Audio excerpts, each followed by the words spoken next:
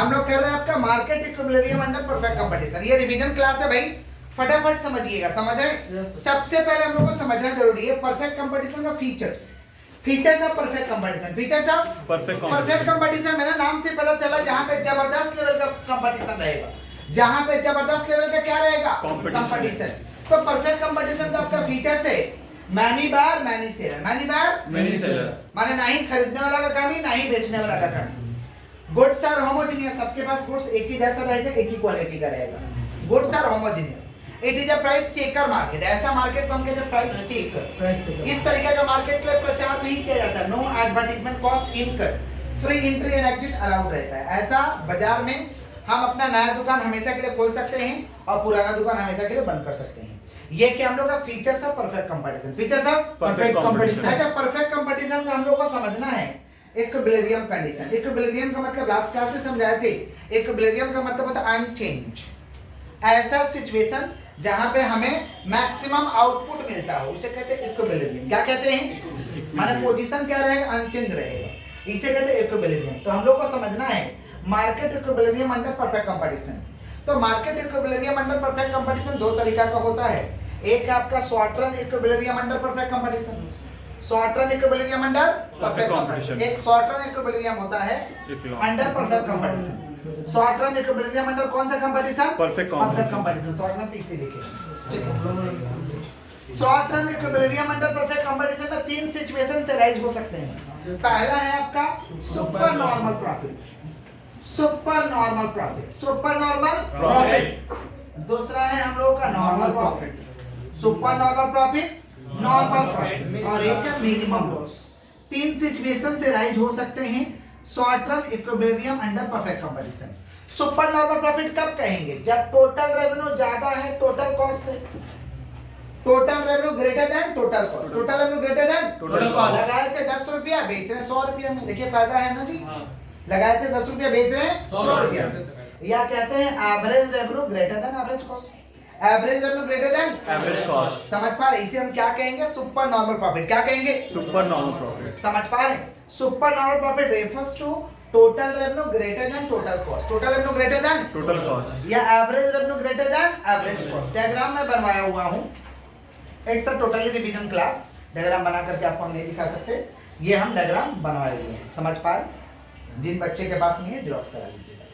Next हम लोग का नॉर्मल प्रॉफिट। कौन सा प्रॉफिट? नॉर्मल प्रॉफिट का मतलब होता है total revenue equal to the total cost. इतना कमाई हो जा रहा है कि खर्चा रिकवर हो जा रहा है, इतना कमाई हो रहा है कि खर्चा रिकवर हो जा रहा है, इसे कहते हैं नॉर्मल प्रॉफिट। क्या कहते हैं? Total revenue equal to the total cost. अच्छा, नॉर्मल प्रॉफिट का जो सिचुएशन होता है उसे ब्रेक इवन पॉइंट भी कहते हैं। Break even point, break even पे काम हो रहा है। लास्ट वाला है हम लोग का मिनिमम लॉस।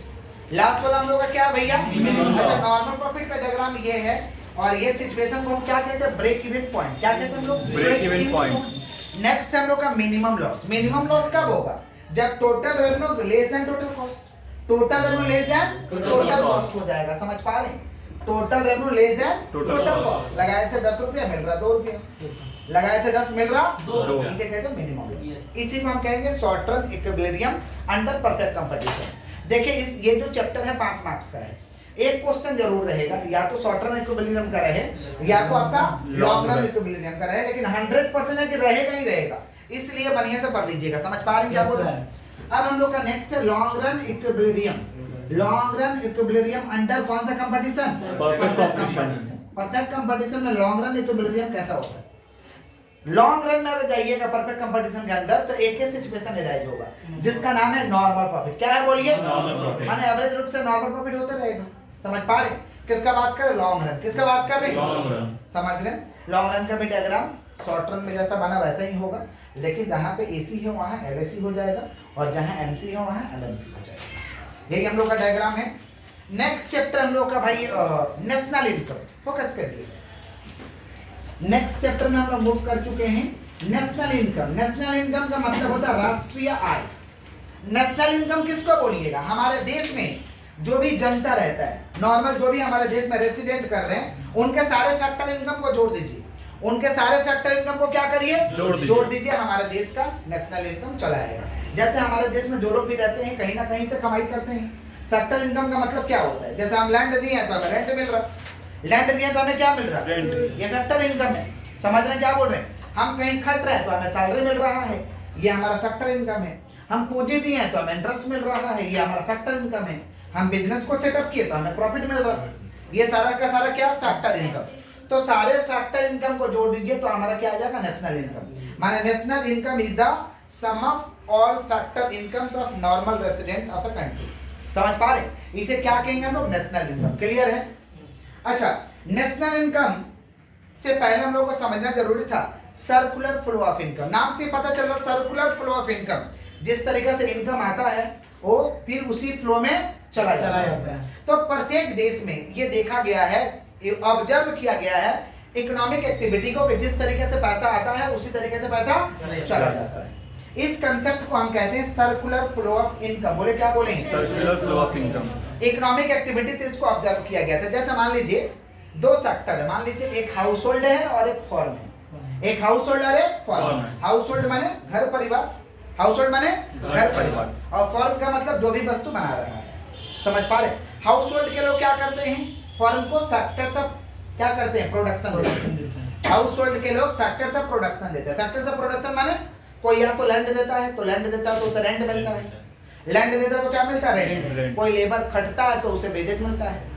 कोई कैपिटल देता है तो उसे इंटरेस्ट मिलता है, और कोई एंटरप्रेन्योर है तो उसे प्रॉफिट मिलता है। तो एक हाउस होल्ड के लोग क्या दिया? Factors of production. किसको दिया? फर्म को। फर्म ने क्या दिया उसे? Factor income. फर्म ने उसे क्या दिया?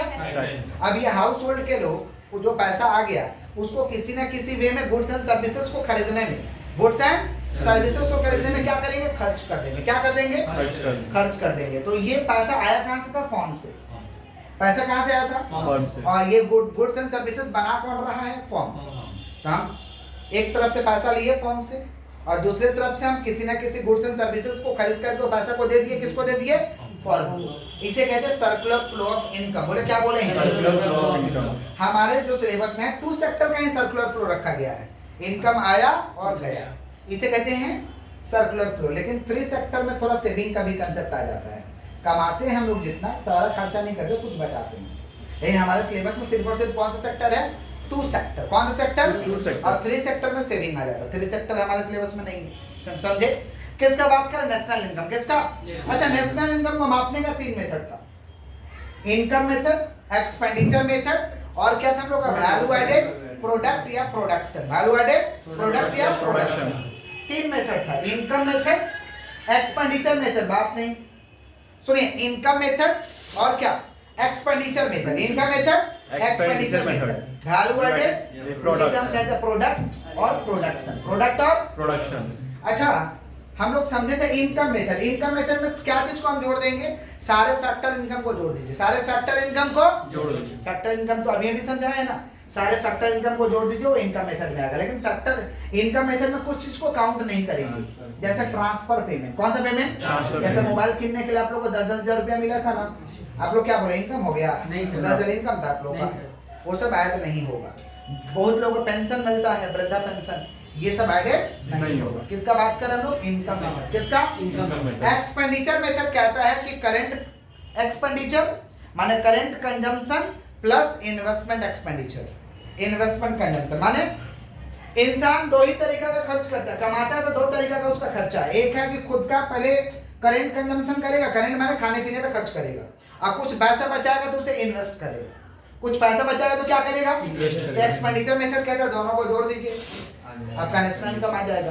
करंट कंजम्पशन को और इन्वेस्टमेंट एक्सपेंडिचर। करंट कंजम्पशन और इन्वेस्ट माने करंट एक्सपेंडिचर जो अभी खर्चा किया, और जो पैसा बचा के क्या किया? इन्वेस्ट किया। क्या किया? इन्वेस्ट। इसे ऐड कर दीजिए, क्या आ जाएगा आपका? एक्सपेंडिचर। समझ पा रहे? और लास्ट वाला था value added. Value added method कहता है कि final value of goods and services को ऐड करना है। फाइनल वैल्यू का मतलब होता है, जैसे मान लीजिए हम गुड्स बनाए 10 रुपया में, इनको बेच दिए 50 रुपया में, ये भाई साहब इनको बेच दिए 80 रुपया में। समझ पा रहे? और ये कस्टमर को बेचे 100 रुपया। फाइनल वैल्यू क्या? 100 रुपया। यही है वैल्यू एडेड। क्लियर है क्या?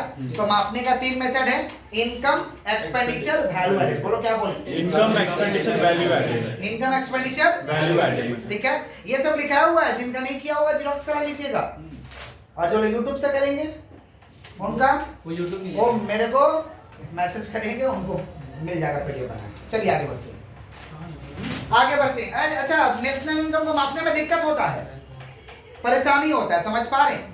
तो नेशनल इनकम को मापने का दिक्कत यही है कि भाई lack of data, lack of data, सरकार के पास प्रॉपर डेटा नहीं है, सरकार के पास प्रॉपर डेटा नहीं है। तो पहला परेशानी lack of data, lack of data, double counting हो जाता है हमारे देश में। इलिटरेसी माने ज्यादा पढ़े लिखे लोग नहीं है, ट्रांसफर पेमेंट वाला हो जाता है, इलीगल एक्टिविटी ज्यादा है। देखिए कोलकाता में इलीगल का तो भरमार है, डे इलीगल है।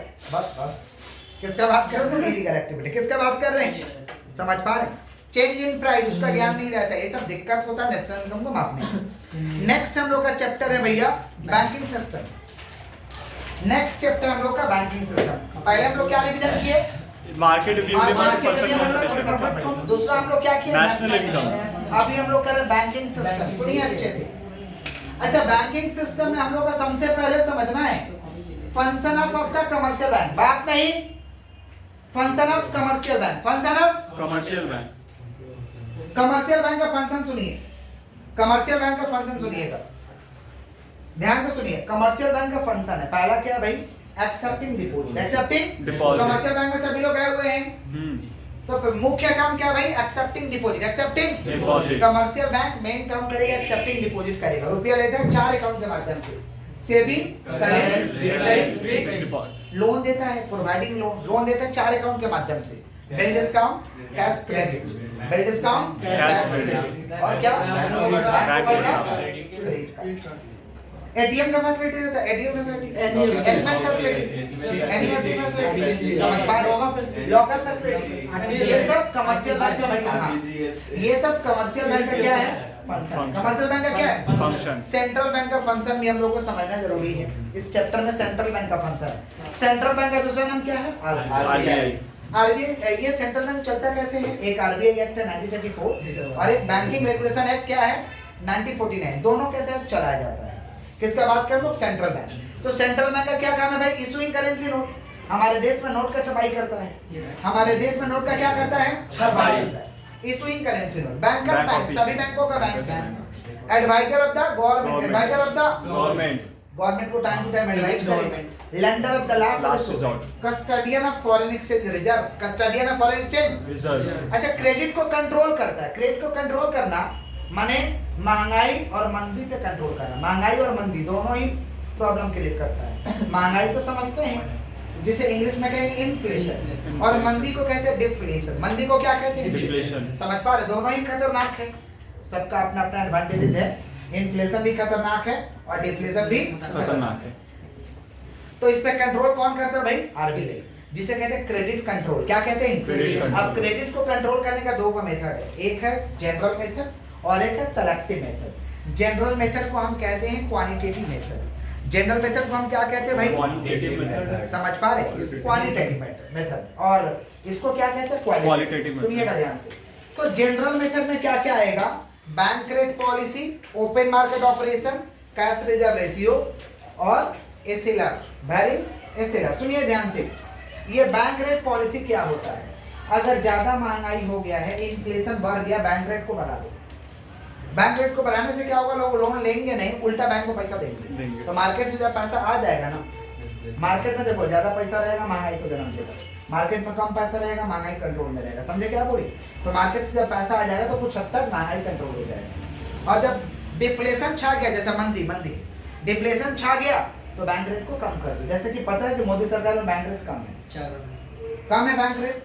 पहले 9% हुआ करता था, अभी कितना परसेंट है? 4%, 5%, 6%, मैक्सिमम 6%। समझ रहे? पीएफ में जाओगे तो 7%, जो कि 11-12% होता था कांग्रेस के जमाने में। अब मोदी सरकार के जमाने में भाई मंदी है, क्या बोलिए? मंदी है, इसीलिए बैंक रेट को कम किया गया। समझे क्या बोले? तो मंदी है तो बैंक रेट को कम कर दो, और इन्फ्लेशन है तो बैंक रेट को बढ़ा दो। किसका बात कर लो? Bank rate. दूसरा क्या? Open market operation. Open market operation, market में बहुत पैसा हो जाएगा ना, तो सेंट्रल बैंक बहुत सारा स्कीम चलाएगा, बॉन्ड बेचेगा खुलेआम जनता को, पैसा दीजिए बॉन्ड लीजिए, उसमें फायदा होता है। जनता किनेगा तो उसको फायदा होता है, और जनता को लालच जो हो तो खरीद ही लेगा। खरीदेगा तो पैसा किसके पास चला गया? आरबीआई। किसके पास चला गया? मार्केट में पैसा खत्म, कंट्रोल। और फिर जब डिफ्लेशन आ जाएगा तो उसको रिडीम कर दो, लौटा दो। लोगों का पैसा लौटा दो। चलिए उसके बाद क्या है भाई, नेक्स्ट हम लोग का कैश रिजर्व रेशियो। सुने थे ना कि कैश रिजर्व रेशियो को कम किया गया है। जैसा कि आप जानते हैं कि जो भी कमर्शियल बैंक में पैसा जमा होता है उसका कुछ परसेंटेज आरबीआई को देना पड़ता है और कुछ परसेंटेज अपने पास रखना पड़ता है, गोल्ड और लिक्विड के फॉर्म में। गोल्ड और लिक्विड के फॉर्म में। समझ पा रहे हैं क्या बोल रहे हैं? कुछ पैसा किसको देना पड़ता है? आरबीआई को, उसे कहते हैं कैश रिजर्व रेशियो। और कुछ पैसा अपने पास रखना पड़ेगा, उसे कहते हैं SLR ratio, statutory liquidity reserve ratio. समझ पा रहे हैं क्या बोल रहे हैं? तो कुछ अपने पास रखना पड़ेगा, कुछ किसके पास देना पड़ेगा? आरबीआई। तो जो भी जमा हुआ कुछ पैसा आरबीआई के पास चला गया और जो भी जमा हुआ उसका कुछ पैसा अपने पास रहा ताकि बैंक चलेगा। समझ पा रहे हैं क्या बोल रहे हैं? तो अगर महंगाई छाया हुआ है तो इसको बढ़ाओ, परसेंटेज को बढ़ाओ। ज्यादा पैसा किसके पास देना होगा? आरबीआई। जब ज्यादा पैसा दोगे तो तुम्हारे पास तो पैसा कम रहेगा, कम रहेगा तो लोन नहीं दोगे, लोन नहीं दोगे तो मार्केट में पैसा आउट नहीं होगा। समझे क्या बोले? और डिफ्लेशन है तो इसे गिरा दो, जैसे डिफ्लेशन अभी गिरा हुआ है, कैश रिजर्व रेशियो और एसएलआर दोनों गिरा हुआ है ताकि लोगों को लोन मिल सके। समझे क्या बोले कि नहीं समझे? आगे बढ़े। ये मेथड से नहीं समझेगा तो सेलेक्टिव मेथड लगाएंगे। Regulation of margin requirement, margin बढ़ा दो। लोन का सुविधा जो है ना कि लोग 25% देंगे, सरकार कहता है 75% आपको लोन दे देंगे, मार्जिन बढ़ाओ कि तुमको 50 देना होगा, हम 50 का लोन का सुविधा करेंगे। एग्जाम्पल दिए थे, जैसे मान लीजिए हमें 40 लाख का सामान कितना है, मान लीजिए फ्लैट 40 लाख का कितना है। सरकार अभी नियम बनाया कि आप 10 लाख दीजिएगा तो सरकार आपको 30 लाख लोन दे देगा, मैंने बैंक लोन दे देगा 30 लाख। समझे? उल्टा कर दो इसको, 30 लाख आप दीजिए, हम देंगे 10 लाख लोन। अपना उसके पास 30 लाख होगा ना, वो मांगने आएगा। समझे क्या बोले? तो इन्फ्लेशन में मार्जिन बढ़ाओ तो डिफ्लेशन में मार्जिन बढ़ा दो। इसी को कहते हैं रेगुलेशन ऑफ मार्जिन रिक्वायरमेंट। आगे बढ़ते हैं। मोरल समेशन समझाइए आराम से, किस सेक्टर को लोन देना, किस सेक्टर को लोन नहीं देना, समझा दीजिए आराम से। Moral summation, selective credit control, selective credit नहीं होगा। किसका बात कर रहे हम लोग? Selective credit control. Selective credit control का मतलब क्या होता है? कुछ और भी क्रेडिट कंट्रोल का नियम लेके आओ जो सेलेक्टिव होना चाहिए। नेक्स्ट क्या हम लोग का? Direct tax. नेक्स्ट क्या हम लोग का? डायरेक्ट टैक्स क्या होता है भैया? डायरेक्ट टैक्स का मतलब नहीं मानिएगा तो आपका वो, समझ पा रहे हैं, डी रिकॉग्नाइज कर दिया जाएगा, छीन लिया जाएगा आपका लाइसेंस। इसको कहते हैं डायरेक्ट टैक्स। क्या कहते हैं? Direct tax. तो ये सब क्रेडिट कंट्रोल करने का क्या है? तरीका है। हम लोग का तीनों चैप्टर कंप्लीट हुआ। Market equilibrium under perfect competition, national income, banking system, banking system, तीनों चैप्टर का टेस्ट रहेगा।